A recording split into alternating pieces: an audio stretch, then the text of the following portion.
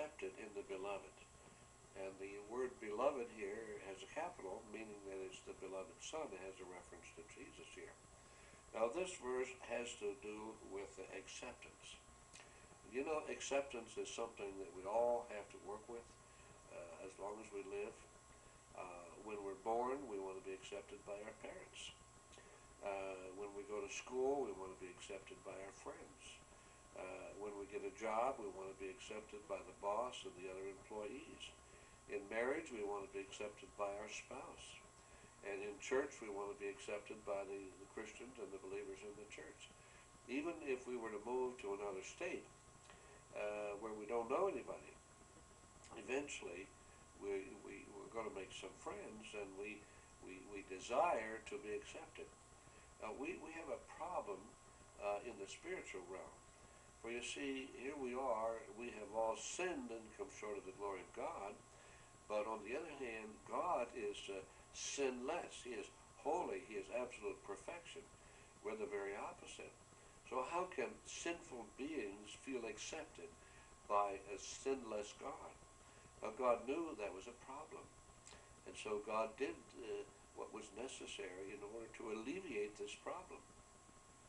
For you see, the Lord Jesus Christ came down to earth so that he might deal with the sin problem and make it possible for us to be a part of his family. Now, we're told we are accepted in the beloved Son, the Lord Jesus. Let me illustrate it this way. My youngest son was with a group called Trans World Radio. Some of you perhaps are familiar with that. They have many transmitters, 500,000 watts of power, and most of these around the world. Very powerful transmitters. Now, Rick was with Trans World in Austria and in Guam. But let's say while he's overseas, he says to his friends, if you're ever in Harrisburg and need a place to stay, I'll be very, why don't you stop and see my parents? Well, I get a knock at the door one day, and I listen to the guy, and I wonder, well, now, who is this guy? Salesman, politician, or is he a crook? But on the other hand, if he says, I'm so-and-so, I'm with Trans World Radio, and your son and I served together in Guam or in Europe, you know, I open the door to the stranger. I invite him in. Why do I do that? It's because, you see, he has accepted my son into his relationships. And this is what God has done. When we receive the Lord Jesus Christ into our lives, then he receives us into his family. We are accepted because we have accepted the Lord Jesus Christ. Now, what does this really mean? It basically would involve this. Acceptance is based not on our performance, but it's based on who Christ is, what he has done.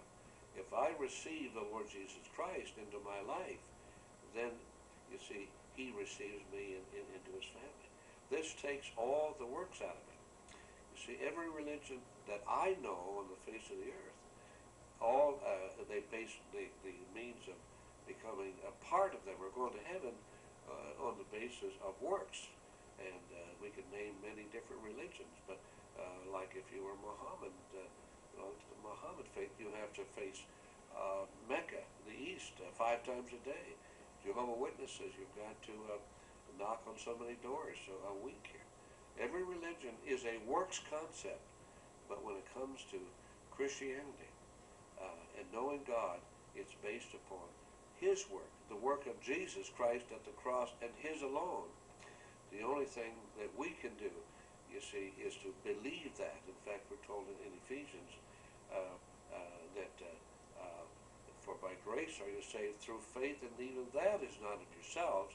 It's the gift of God, not of works, lest any man should boast. So thank God we are accepted through the Lord Jesus Christ, through that beloved Son.